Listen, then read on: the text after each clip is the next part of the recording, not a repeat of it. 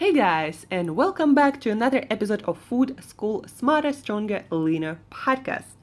Today's episode is dedicated to active people, to either recreational athletes, people who love being active, exercising, doing either endurance sports or lifting or everything in between, or if you're a professional athlete, this also is going to be useful to you. And specifically, we will talk about intermittent fasting or time restricted eating, OMAD or 1 meal a day lifestyle. We're going to talk about when it's best to open your eating window, how many hours it seems to be optimal for athletes to fast and still gain either in performance or in muscle mass or endurance or somewhere in between, depending on what sports you do. We also, of course, going to talk about some supplements that especially athletes who require more nutrition might consider, supplements that actually work and are proven to improve certain aspects of performance or recovery and certain gains. And we also talk about things like proteins and being a fat adapted athletes versus carb adapted athletes, and how your nutrition must reflect that. So let's just start. First, let's talk about time restricted eating. I get a lot of questions about intermittent fasting and 1 meal a day lifestyle because I've been doing it for quite a while with a lot of success, and it just seems to be getting better. And I believe this is one of the strategies that allows me, without really restricting my calories at all, to maintain a lean physique. Like, you can see my six-pack abs, and my body fat on average is somewhere between 10% to 14%. That is kind of low for a female who doesn't compete at the moment, and who doesn't calorie restrict. And that's what allows me to do that. Intermittent fasting and specifically 1 meal a day lifestyle. For most athletes, guys, well, actually, first let's start with the paper that I've just read that actually was recently published. It's by Rhonda Patrick, one of the biggest science voices when it comes to our metabolism on internet and specifically on social media. So she did this article that is based on many studies that are connected or about time restricted eating, and so time restricted eating and muscle mass and exercise performance.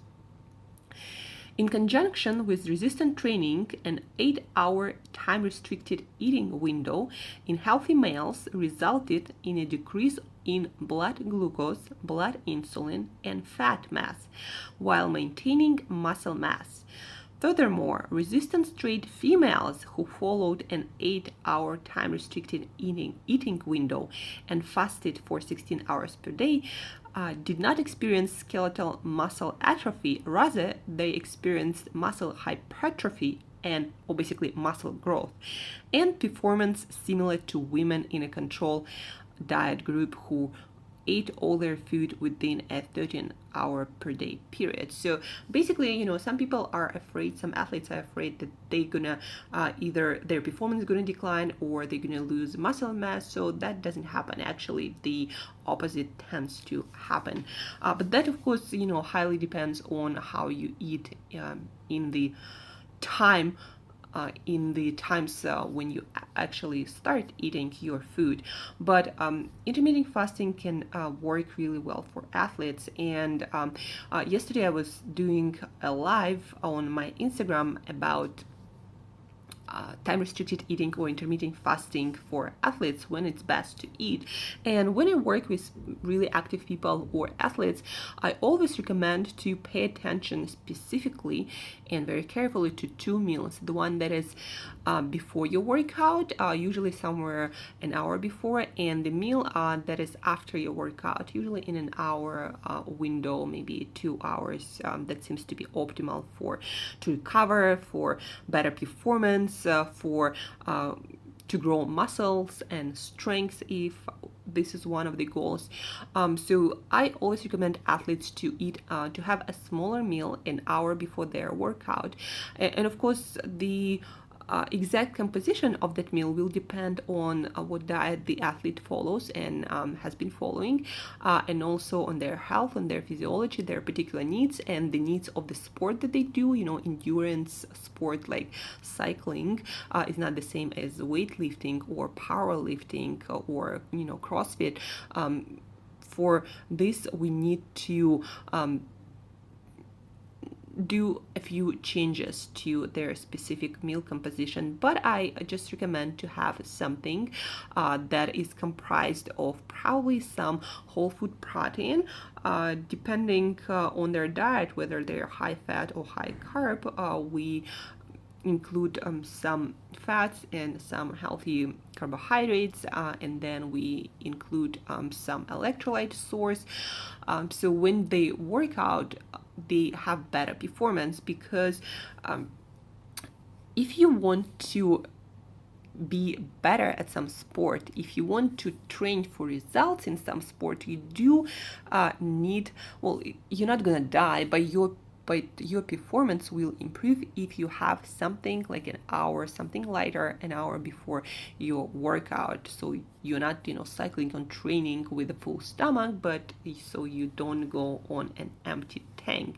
And for example, one of my favorite meals can be some fatty fish with maybe some sardines in olive oil, some sodium added to that mix, maybe an avocado, and that's it, or maybe some eggs and avocado that has potassium, and some salt you add on your food. So potassium and sodium are two electrolytes that athletes really need in order for their performance to peak, and in order for them to be able to fuel their best results. And some protein, you don't need a lot in your pre-workout. I also recommend to have in your during the workout meal or drink, better say, not meal, some essential amino acids that also include branch-chain amino acids. Those help you to perform better, to maintain a certain blood glucose level. Also, they improve to preserve your muscle mass and improve your endurance by decreasing the amount of fatigue you perceive and you experience. That's what I would always put in the drink of my athletes. Besides that, I usually recommend them to get some L-glutamine in their drink if it's not in the essential amino acid package. Like, different companies have different amino acids supplements that we use. I do not, depending on whether that athlete is fat adapted or they're on a high carb diet, we might also add some source of energy, either in some form of like MCT oil or other fat, or if they are carb fueled athletes, then we might add some carbohydrate. And again, the composition will depend on the athlete and what they perform the best on. But again, for the athlete, for an average athlete, I always recommend to have a smaller meal somewhere an hour before workout. In their workout water, they would have per hour. We'll talk about timing a little bit later. So they would have some essential amino acids with some branch-chain amino acids and L-glutamine, and probably creatine is a good idea to take that. It helps you with energy production. Also, one of the supplements that is proven to have an effect on athlete performance. And then somewhere an hour after workout or 2 hours after workout, after your workout or your training, you would want to have a bigger meal that will help your body to recover your muscles and also all of the organs and any sort of damage you did with your training. You're going to recover much faster when you have good quality, full of nutrients meal. And that meal, of course, you want to have some protein, and of course you want to have some fats or healthy carbohydrates. If you have your carbohydrates after your training, this is the best time to have your carbohydrates, not because your body will metabolize it much better. You're gonna have much healthier, much better blood glucose response, but also because those carbohydrates will enhance your recovery time and your performance next time you train. But actually, you don't need a lot of those carbohydrates. The amount will depend on the kind of sports you do, on the kind of diet you perform. A lot of people on keto or low carb diet also like to include something like a sweet potato in their after workout meal, and usually it doesn't even kick them out of that keto state or ketosis, because all of those carbs, they're immediately used by your body and put into glycogen storage, either in your liver or of course in your muscles. That's your biggest tank for blood glucose or glycogen or carbohydrates. So pre-workout meal, after workout meal, those are the meals that you want to take care of as an athlete. And then if you choose to eat in an 8-hour eating window, then probably depending when you train, really. If you train really early, then probably you're gonna have a third meal somewhere late in the day. It's gonna be lighter than your after workout meal. If you're someone who trains late in the day, then you might have a breakfast and then a lighter lunch 1 hour before your workout, and then the biggest meal of the day after your workout, an hour or two after your workout. When it comes to proteins, fats, and carbohydrates for athletes, when it comes to protein, guys, most of you don't need protein shakes unless you are someone who does a lot of lifting, who is in bodybuilding shows or competes, or you are building a lot of muscle mass. Most of you can eat all of the protein you need in those meals you have. There is no need to have protein shakes. And the guidelines that seem to work for the majority of people, so athletes, you probably want to have somewhere between 0.8 to 1.2 grams of protein per pound of body weight. So again, 0.8 to 1.2 per pound of body weight. If you're someone on a smaller side, you're not really trying to gain someone, and you don't do a lot of training, someone like me, I trained every single day, but I don't really do anything intense, and I'm on a smaller side. I don't have a lot of muscle mass, even though I am pretty lean, and compared to a lot of females, I do have a lot of muscle mass. But anyway, you would probably have less protein, somewhere around 0.5 to 0.8 of grams of protein per a pound of body weight. So again, 0.5 to 0.8 of protein per day. And some of that, usually if you have like 3 or 2 meals, you would divide that amount between those meals, and usually you would want to consume the most amount of protein and food in your after workout meal. When it comes to nutrition in general, guys, let's talk about fats and proteins. So if you're someone who's on a low carb diet, or you're on a high fat diet, someone like me, I am on a low carb, high fat diet, then when you need more energy for your training, then you would increase the amounts of fats you eat, because fats and carbohydrates are 2 primary sources of energy for a human body. And eating a lot of fats and a lot of carbs, as a lot of standard diets have, it's a metabolic disaster. So you don't want to do that. What you want to do, if you are someone who is on a higher carbohydrate diet, then you would fuel yourself with more carbohydrates for your workouts. If you're someone who's on a high fat diet, then obviously when you train more, you want to increase your energy intake by adding more fats. Protein is not an energy source. It's never an energy source. It's very demanding on the body, and it can have pro-inflammatory effect. And basically, protein is not your energy source. If you need to train more, if you need more energy, if your life gets more demanding and your training gets more demanding, you want to increase the amount of either fats or carbohydrates. And of course, because fats have twice as much energy, if you add something like coconut oil or olive oil to your diet, so maybe have some avocados, then you will need to eat less, because fats have more than twice more energy than carbohydrates. So just manage the amount appropriately.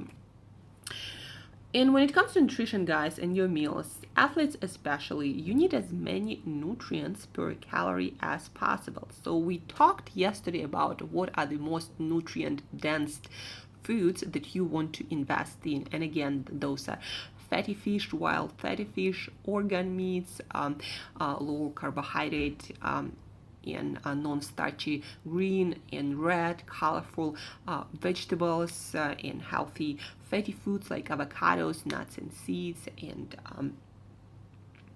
olives, fattier cuts of meats, but again fattier because you need more energy as an athlete. But if you're on a higher carbohydrate diet, from healthier version of high carbohydrate diet, then probably you want to manage your fats. Again, we don't want to be on a high fat, high carb diet. Even for athletes, it's a metabolic disaster that never works at the end. Now let's get back to our supplements. And so the first thing every athlete needs to pay attention to is the amount of electrolytes you get and replenish. Electrolytes are minerals that your body needs to maintain different charges outside of your cell membrane, and those electrolytes are sodium and potassium, and there are a few others, but usually what you lose a lot with water and what you need to replenish is sodium and potassium.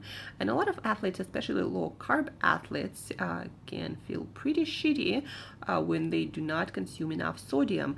Actually, people are always afraid of getting too much sodium. But if you are someone on a healthy diet and you do not consume a lot of junk and processed food, then too much sodium is not something you need to be worried about, especially as an athlete. You need to be worried about too little salt. And sodium, or salt contains sodium, is a major electrolyte that allows the cells to send signals between each other. And if you get low on sodium and also potassium, then basically you're gonna hit a wall, and it will feel like you have no energy, and you might feel lightheaded and dizzy. All of that can happen when you lose a lot of sodium, and with that you usually lose a lot of water, usually lose potassium. You use other electrolytes too, but again, potassium and sodium, you need to pay attention to that. Sodium per day, probably an athlete, depending also in which area you train, like the hotter it is, the more you need, but on average you probably need somewhere around 5 grams of sodium. Especially you need to put some in your water while training. And potassium, to give you an idea, an average adult, it is recommended to get 4.5 grams of potassium, and most people do not get enough. And if as an athlete you do not get enough of potassium, also your performance will suffer in all areas, and you're just not going to feel good. So calculate the amount of potassium you get in your foods. Really great sources of potassium when it comes to foods are avocados. Also, fatty fish have some potassium. A lot of green leafy vegetables like Brussels sprouts, broccoli have. Mushrooms actually have a lot of potassium. Button mushrooms specifically. If you're someone who eats bananas, then bananas have also potassium, but not as much actually as mushrooms, and not as much as avocados. Avocado is also rich in another electrolyte that is super important for your energy production and your cell and DNA replication, and for your overall health, magnesium. So avocados also have magnesium.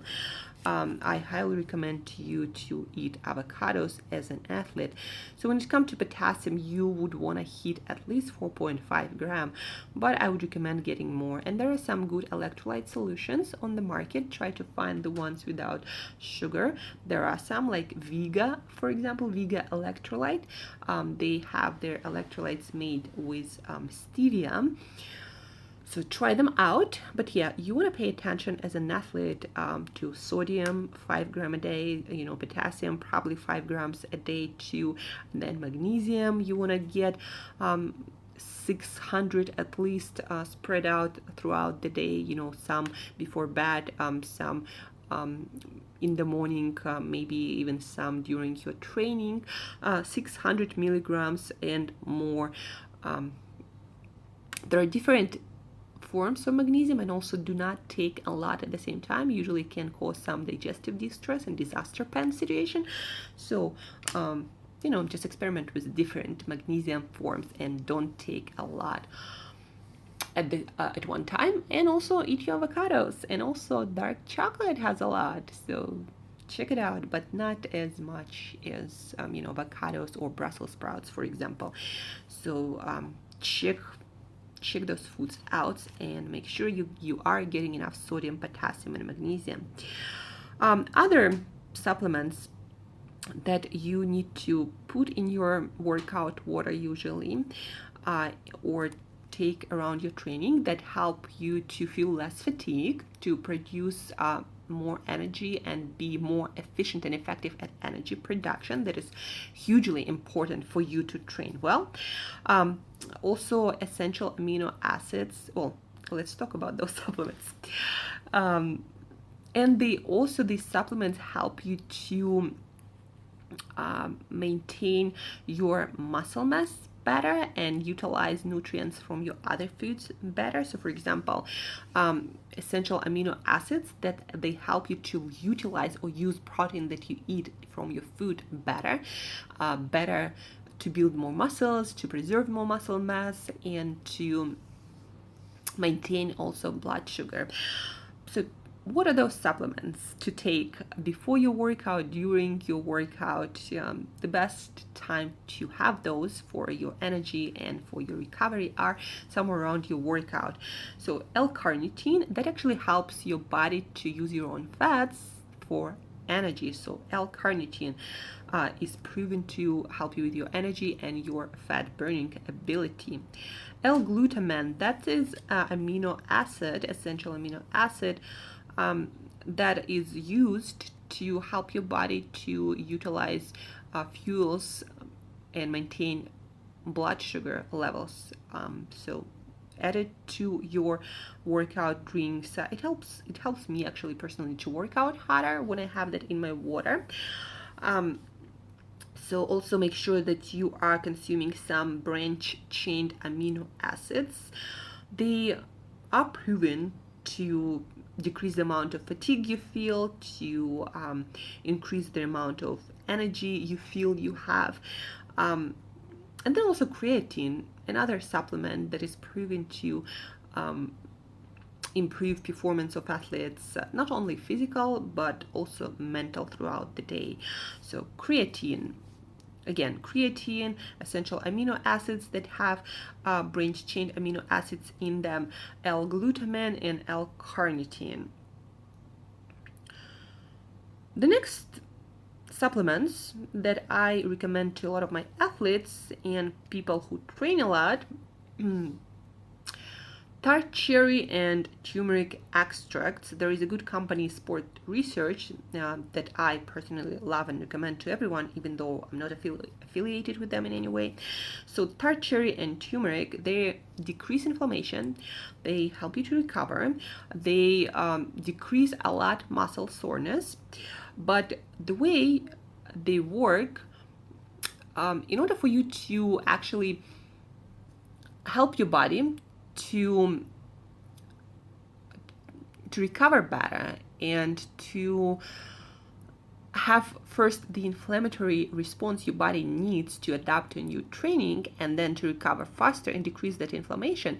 So in order for your body to do that and make use of these amazing supplements, you need to take them 3-4 hours after training, not right away, because right after your training you actually need that inflammatory response for your body to adapt and get better for the next training. So tart cherry extract, turmeric, and any sorts of anti-inflammatory you want to take not right after training, but 3-4, maybe even 5 hours after your training.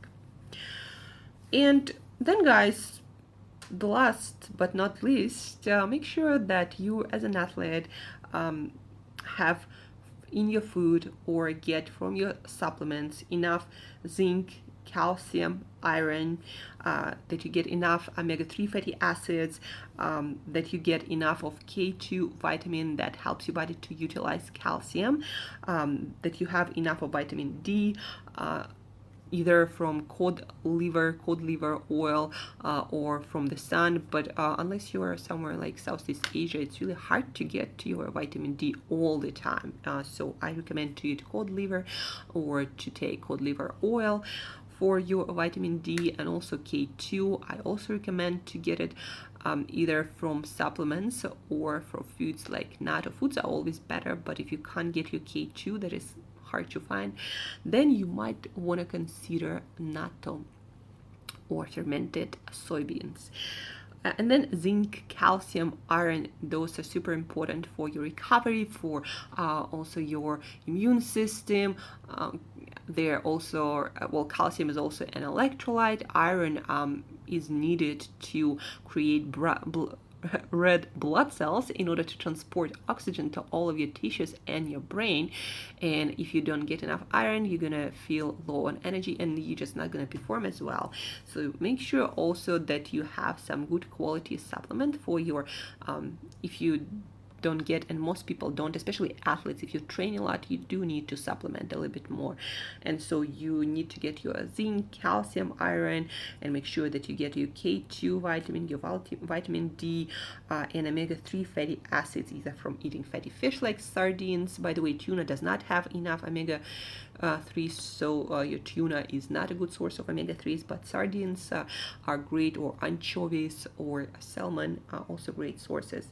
And then the last one that has been on my radar for a while, and I actually tried it and it seems to work, and I do experiment it with a lot of my athlete clients.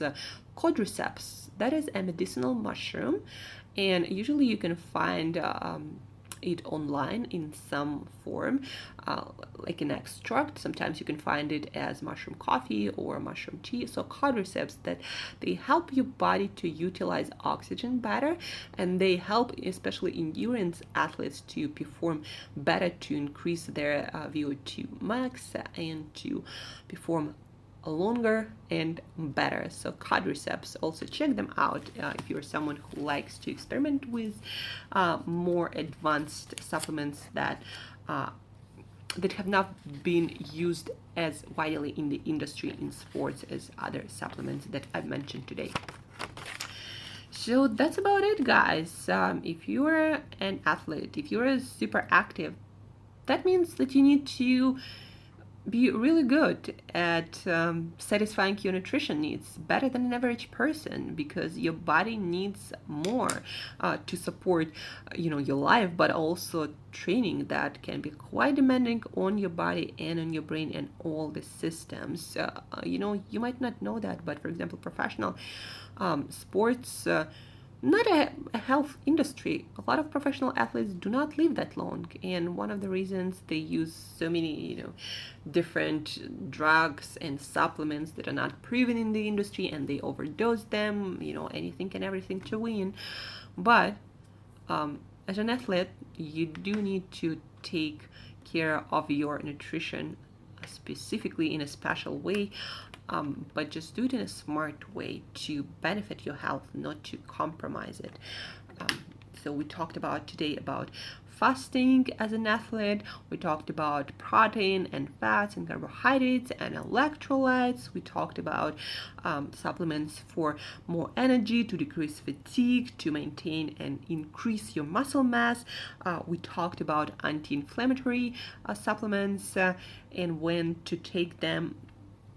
And we talk about general supplements that any person interested in health and longevity needs to take, but also especially if you're an athlete, you need to make sure you are getting those. So let me know what you think about this podcast. If you need any more advice, feel free to reach out. I also coach people through their nutrition by coaching, I mean I monitor what you eat, we monitor your performance, and then I tell you what to increase, what to put into your nutrition more of, and what maybe to have less of, and then we monitor your performance again. And there are a lot of details.